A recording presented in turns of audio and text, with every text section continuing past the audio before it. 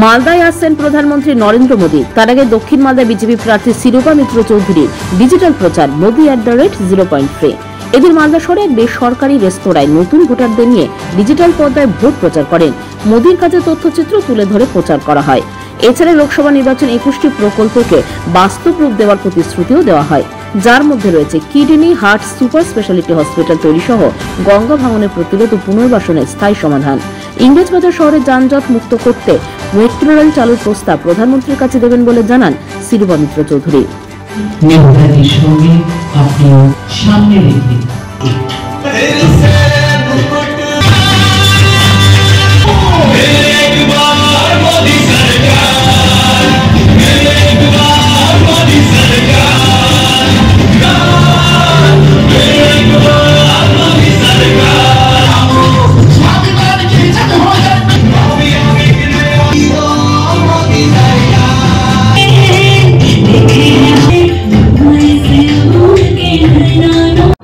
Crime হচ্ছে, syndicate চলছে, সেটা আমার নির্বাচনী প্রতিশ্রুতি নয়।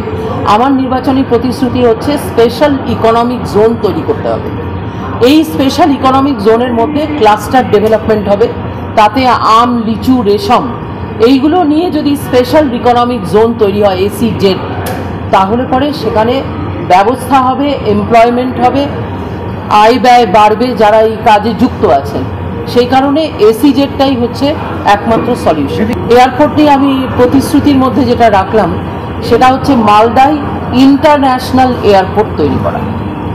ইন্টারন্যাশনাল এয়ারপোর্ট এই জন্য যে আমরা একেবারে বর্ডার এলাকায় থাকি। প্রথম কথা, বাংলাদেশ আমাদের খুব কাছেই রয়েছে, একদম আশেপাশে ভুটান রয়েছে, চায়না রয়েছে, এগুলো কিন্তু আমাদের আশেপাশে একেবারে। সেই কারণে আমাদের এখানে ইন্টারন্যাশনাল এয়ারপোর্ট হওয়ার প্রয়োজনীয়তা আছে। এটাই হচ্ছে আমাদের চেষ্টা হবে আগামী দিনে, যে আমরা যদি দক্ষিণ মালদা থেকে আমরা রিপ্রেজেন্টেটিভ পাঠাতে পারি তাহলে আমরা তার জন্য প্রচেষ্টা চালাবো। 10:45 সকালবেলা আমরা যে সূচি প্রাইম মিনিস্টার অফিস থেকে পেয়েছি সেই অনুযায়ী 10:30 থেকে 10:45-এর মধ্যে তার আমাদের মালদার ভূমিতে পদার্পণ করার কথা। এবং অনেক কিছু নির্ভর করে আবহাওয়ার উপর, হাওয়ার গতির ওপরে, হেলিকপ্টারের অনেক সময় নির্ভর করে, কিন্তু এটাই আমাদের সময়সূচি।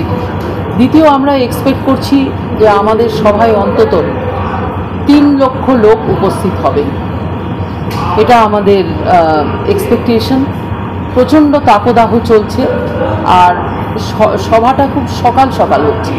তো আমাদের যারা অনেক দূরে থাকেন, বামনগোলায় থাকেন, শামসেরগঞ্জে থাকেন, তারা পৌঁছবেন, আশা করি সময় অনুসার তারাও সেখানে পৌঁছবেন। এটা মানুষের ডিমান্ড।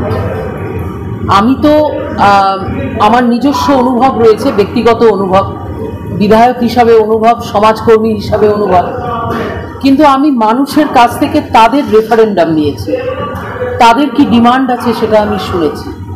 তার ভিত্তিতেই আমি 21টা পয়েন্ট করেছি এবং তার সঙ্গে 2টো পয়েন্ট আরও অ্যাড হবে যেটা এই ইশতেহারে নেই।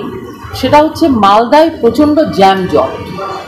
এই জ্যামজট থেকে শহরকে মুক্ত করার জন্য এখানে সার্কুলার রেল এবং মেট্রো রেলওয়ের প্রপোজাল আমি মাননীয় মোদিজির কাছে রাখব। এটা আমার একটা ইচ্ছা, কেননা আমরা দেখেছি উত্তর ভারতে ছোট ছোট শহরে যেমন বেরিলি, লখনৌ, কানপুর সব জায়গায় কিন্তু মেট্রো হয়ে গেছে এবং সার্কুলার রেলের মাধ্যমে শহরটা যে চোখড হয়ে যাচ্ছে, ইংরেজবাজার শহর, সেই শহরকে কি করে আমরা চোকিং থেকে বাঁচাতে পারি, তার জন্য আমরা একটা স্থায়ী সলিউশন হিসাবে ইনফ্রাস্ট্রাকচারাল ডেভেলপমেন্ট করার জন্য মোদিজির কাছে আমি আবেদন রাখবো বলে সেটাই আমাদের প্ল্যান। আপনি দেখেছেন আমার নির্বাচনী প্রতিশ্রুতির দ্বিতীয় পয়েন্ট হচ্ছে একটা মাল্টি স্পেশালিটি মেগা হসপিটাল তৈরি। তার নাম আপনি যাই দিন না কেন, সেটা তো একটা পেডিগ্রি, যেহেতু দিল্লির এইমস খুব সাকসেসফুল, ওই জন্য আমরা এইমস বলে জানি, কিন্তু একটা সুপার স্পেশালিটি নয়, মাল্টি স্পেশালিটি, যার মধ্যে কিডনি, হার্ট এবং ব্রেন এই 3টে জিনিসের চিকিৎসা হতে পারে, সেই রকম একটি বড় হসপিটাল নির্মাণ করার প্রপোজাল রইল। এবং আমি আশা করছি আগামী দিনে আমরা সেগুলো করতে সমর্থ হব। সে আমার নাম্বার 1 প্রতিশ্রুতি, তার স্থায়ী সলিউশন করাটা দায়িত্ব আমরা জনপ্রতিনিধি হিসাবে নিতে আমি রাজি আছি। এটার স্থায়ী সমাধান সম্ভব। আমরা যদি সিরিয়াস হই তাহলে এর স্থায়ী সমাধান হবে। আমরা গঙ্গা নদীর নিচে দিয়ে মেট্রো রেল চালিয়ে দেখিয়েছি কলকাতায়, সেটা যদি সম্ভব হয় তাহলে আমাদের মালদায় 4টে বিধানসভা আমার পড়ছে, তার মধ্যে প্রতিরোধ সম্ভব। পাথর ছাড়াই প্রতিকার সম্ভব। মালদার প্রাচীনতম ভৃগু বংশ জ্যোতিষী পণ্ডিত এস শাস্ত্রী। দাম্পত্য সমস্যা, বিবাহে বাধা, ব্যবসায় অবনতি, পরীক্ষায় অকৃতকার্যতা, ভাগ্য গণনা, গোষ্ঠী বিচার, ঠিকুচি গোষ্ঠী এবং মৃত্যু ছাড়া সকল সমস্যার সমাধানের জন্য যোগাযোগ করুন জগদম্বা জ্যোতিষ কেন্দ্র, বিবেকানন্দ স্কুলের পাশে, মালদা। মোবাইল 09730278332 অথবা 09332056956।